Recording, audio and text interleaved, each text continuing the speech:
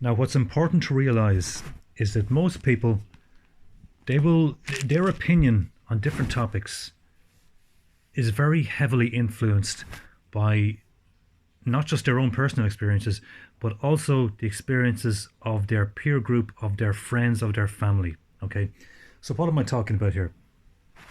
I'm talking about, okay, let's take something like immigration, mass immigration, and asylum seekers, all of that stuff. Okay, now these days in Ireland, particularly in urban Ireland, but even in a lot of big towns around Ireland, most people are going to know somebody who's not from Ireland. Okay, some of us will be working with people who are not from Ireland. All right, and in our daily lives, in our daily work, we are going to come across different people from different countries. Okay, and most of those people are decent people. Most of them are generally friendly. They're decent. They're okay people, and so this is the image that most people have of foreigners. Okay, of immigrants generally.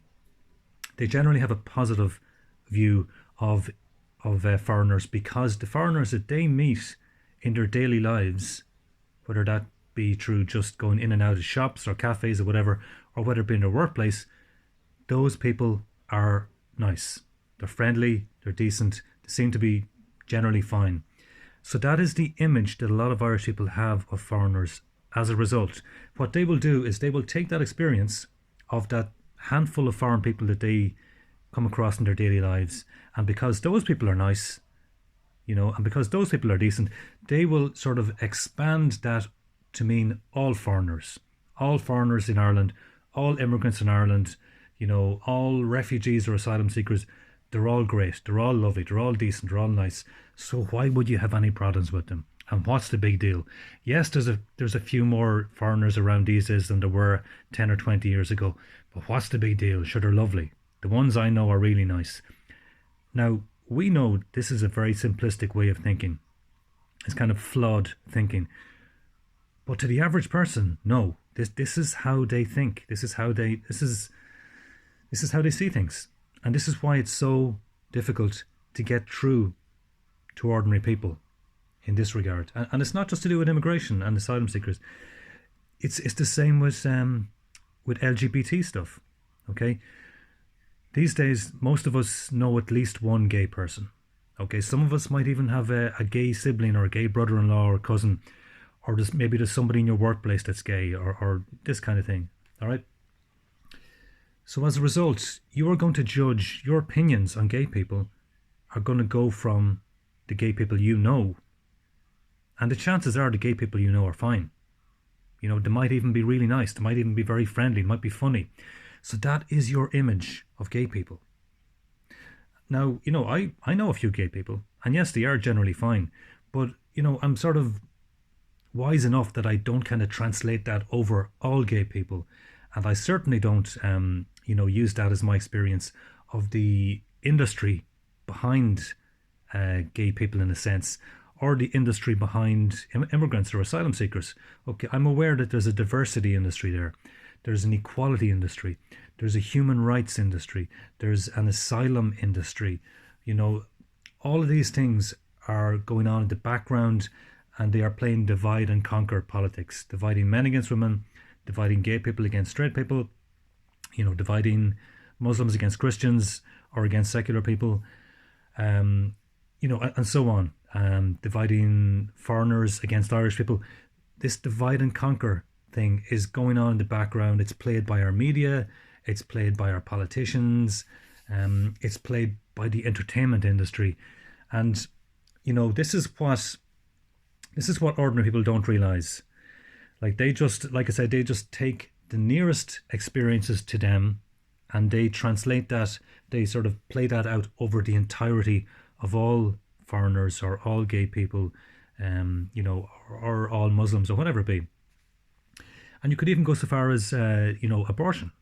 Now, I know one or two people who had abortions. And not in my immediate kind of close circle of people, but sort of friends of friends. Now, I know how, for instance, my siblings or my sort of close friends, I know how most of them will see things as a result. They will say, well, I know such a girl and such a woman. I know they had abortions. I know what happened to them. I know they're good people. Irish, sure, in that case, I'm going to vote for abortion, because I care about my friend. That is how they see it. And that's how most people see it. Now, again, this is a fairly limited, simplistic way of thinking, but this is most people.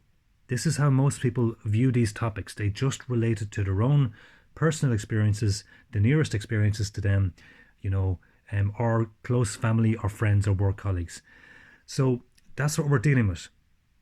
We're trying to get through to those people, not to relate everything to these sort of anecdotal experiences coming from their close circles of family, friends, work colleagues, etc.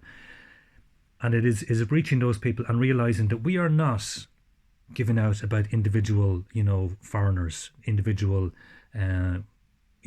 gay people or refugees or asylum seekers or Muslims, whatever. It's never been about individuals. It's never been about giving out about those people. This is what you need to remind people of. When we approach topics like this, and when we are critical about what's going on, we are criticizing the divide and conquer tactics. We are criticizing the industries behind all of this, whether it be the asylum industry. And Garrod Murphy made a brilliant video regarding that about a month ago or 2 months ago, and I'd highly recommend you to watch that if you haven't seen it yet. But it is the big money behind these movements, and this is Globo Homo, this is what Globo Homo is. Globo Homo, and it's more about if some people are frightened by that word or kind of triggered, it's not so much about homosexuals, it's more about homogenizing everything, giving this false idea out to everyone. We're all the same, okay? That homogenizing everything, eliminating differences between people. This is the best way to reduce us all to economic units, to consumers. If you convince people that there's no such thing as race or ethnicity or sex, biological sex, etc. This is what's going on in the background, and that's the bigger picture. And this is, I think, what we need to try and do. We need to try and reach people by reminding them it's not about individual people, individual gay people, individual migrants. It's not individual, Muslims, etc. It is about the larger movements, these incredibly rich movements in the background that are pushing these movements, pushing these initiatives, these programs on the public without them being aware of it. This is what Globo Homo is. So I would actually encourage you, use this term, Globo Homo, when you're talking about globalism, okay? And if people are a little bit confused, what's this globalism? I don't get it. Well, is it some sort of conspiracy theory? You can say, no, globalism, you can relate it to Globo Homo, and then explain to them what Globo Homo is. And also make the point, it's homogenization. It's not really homosexual talk. It's the idea of sameness. Homo, that's what it means, sameness. It means reducing everything down to all being the same. We're all the same, okay? That is how you create automatons. That's how you create unthinking economic units with no defining characteristics, and these make the best consumers. And if you can get that idea over to ordinary people, we're all kind of being played, we're all being kind of reduced down to economic units for the financial betterment of these vested interests, the governments, the politicians, the solicitors, the big property developers, the heads of industry, the bankers. All these people benefit from this homogenization of society, this globalization of society, this all these industries benefit from this. The mass immigration industry, the asylum industry, the equality and diversity industry, human rights. It's really all about lowering the standard of life, the quality of life of ordinary people, so as to financially benefit these vested interests, and to really create division between different groups of people. That's what's going on.